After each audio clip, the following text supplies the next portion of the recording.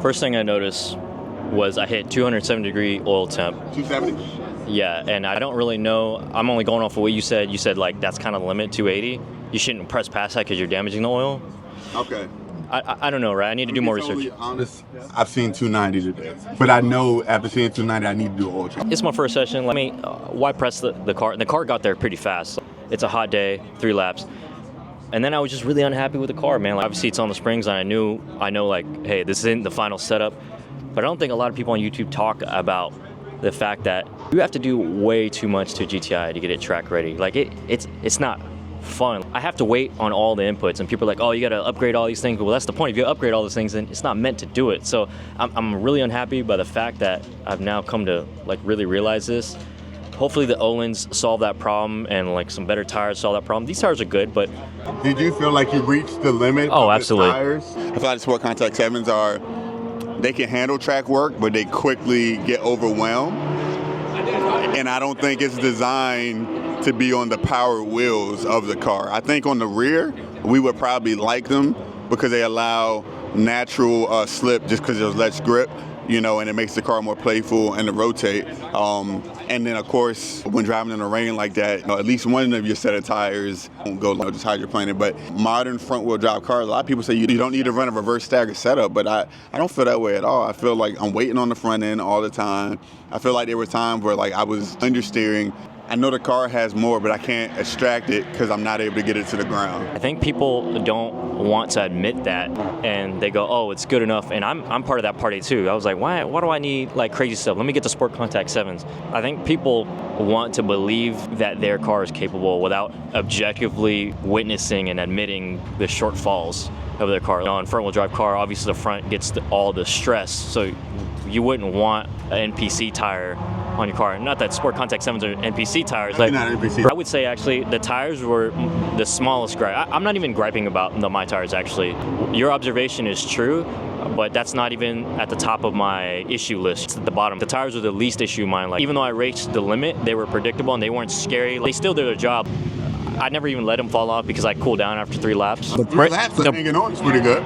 Yeah, I'd say so. I did YouTube research on the track, got my braking points by an instructor that had a similar powered car. I like to know where the braking points are, not guess them. And I wasn't even going off of the video. I was even braking earlier than that because we're testing everything. Once you guys waited for me, I think we're doing pretty good for literally our first few laps. And then I was like, okay, well, now I want to really drive the car, meaning that you hit the threshold, like the braking point, and then you turn in at the limit, and all that stuff. So I started doing that, and the car overheated. The brakes started getting spongy.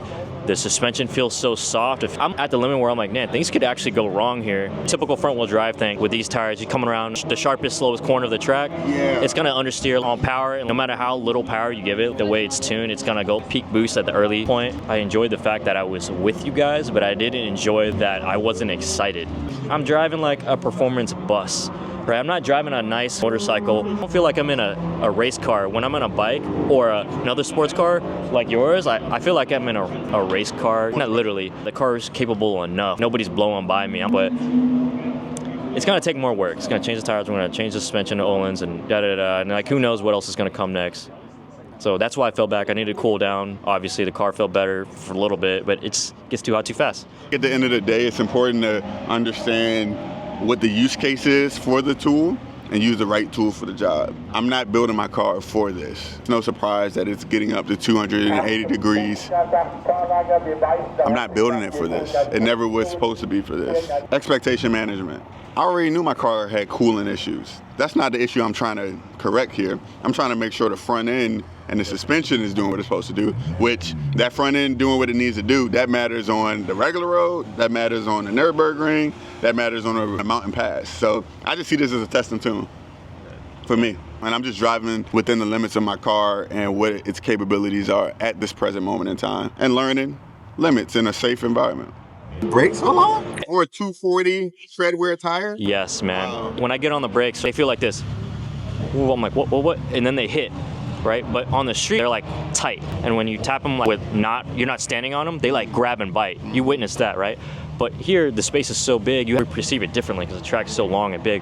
When you hit the brake, that little is not enough. You really go like this, and people don't admit it. They're like, oh, my brakes are good, but yeah, but you're tapping it like you're tapping it hard and fast, and the car is jerking and reacting, putting let's just say it's like 40 to 50%. Here, you're like, that's not enough. You're like, oh shit, 70. Oh, that's not enough. 80. Nice. So you end up stomping them to 90 in a controlled manner.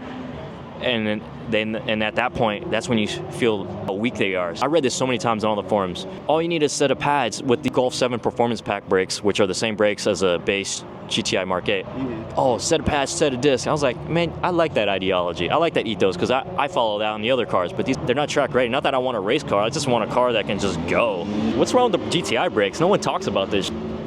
Everyone's lying about GTIs. All the GTI lovers I don't know what they're doing. Maybe they're just autocrossing, like barely getting the brakes hot.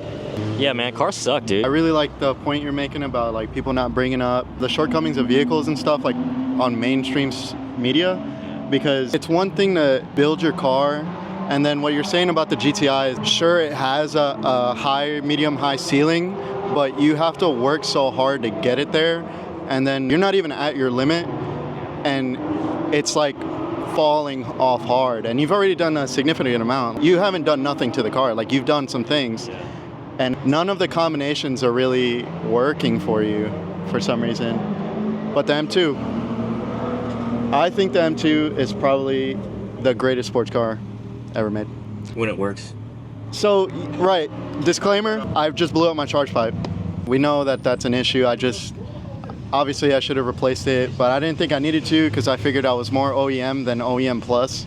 But as stated, I did finally break out the traction control, got rid of it. I started working on turning it, like my braking points, turning points, trail braking. Like I'm putting everything together, and it's just phenomenal. For me, as like a very novice driver, I feel I'm able to push my limits without reaching the car's limits. And the tires are holding up, the brakes are holding up, like everything is holding up except the charge pipe. It's just great. It's great. And I think that's where you want to be with a vehicle. That charge pipe is a known issue. So exactly. How much is a charge pipe? So I mean, easy fix. it's like an easy fix. You could probably get like a cheap one for like 200 and maybe like 350 for like something a little nicer. But And that would just the biggest difference is the material, that like the compound that it's made out of. The OEM charge pipe is just plastic. Definitely when you tune it to have more boost pressure, that pipe is gonna blow up regardless. Like it's gonna go eventually. And I didn't think the Raider Motorsport tune was like that aggressive, but I guess it's just enough to where now I'm finally opening up the car with the heat and the pressure. It just tapped out. I think it's something we gotta consider too. This car lived most of its life on track, so it's been through many heat cycles, driven hard. It wasn't daily driven, but now you started to subject it to being outside, cold starts, like plastic gets brittle. You've been doing that for a few years now, and then you now ask it to drive the hardest it's driven in about probably 4 years. So, you're gonna find a fault in a piece of machinery. Like, I don't care if it has 2 wheels, 4 wheels, or 8 wheels. I was used to living a certain type of life, and you subject it to something totally different.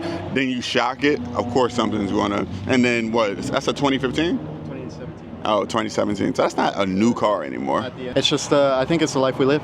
The oil temp is crazy because it maintains between the 200 and like 220 range for the first like 4 laps. Then it pushes up to 250, 260. I don't even like come completely off. I probably go from going like 70% drive, like driving hard, like 70%, I'll take it down to like 50% and I'll like kind of cool off. And not even a lap or a half a lap later, I'm down to 200. So I can just go ahead and fucking rip it. I think it's the external oil cooler that helps it a lot. Stock? Yeah, OEM. Should we get oil coolers? Should I get an oil cooler? I don't know how hard or easy that is. I know. Or should I give up the track life? I think I might give up the track. That's literally on the table. What's the point if I have to do all this? I get the tires and the car is going to handle well and the brakes are going to get better and all that stuff. Maybe we should also consider the fact that it's a hot day and it's the most abusive track. Probably the most abusive track. Go, stop, yeah. Go. Like, there's no flow. Full stop and full throttle, full straight. Lots of heat in the engine, lots of heat in the brakes. Maybe this isn't a good representation of what we do, because when we go to Nürburgring, you don't need to be fully track prepped. My stock brakes will last them a lap.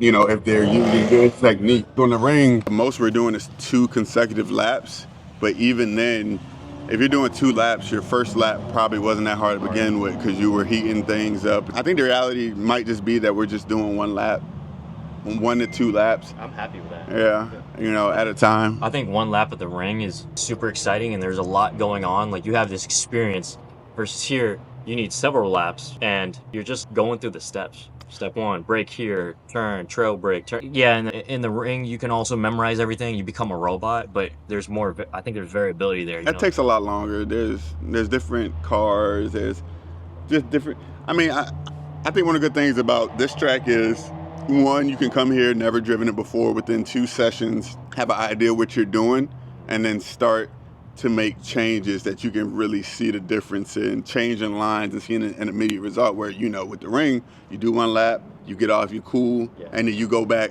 an hour later, you know, just because the track closed for an hour, and then you're like, well, shit, what did I do exactly? It's easy to remember the stuff here, 100%. like be consistent. Even though it is a lot your more mods. abusive, but this is like track days in the States too. Like, this is what you get.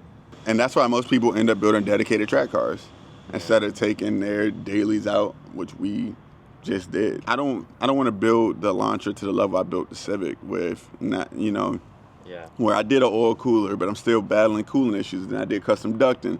Now I need to do custom aluminum ducting, going through the bumper to direct air, make sure all the air is going to the condenser and the radiator. There's all these things that I've done with that car that I've already crossed that I don't want to do with this car. You know what I mean? Like, I don't have a desire to add an oil cooler to this because I never want this to be my primary track car. And if that just means tracking it in the fall, Maybe that's the mentality we should take on.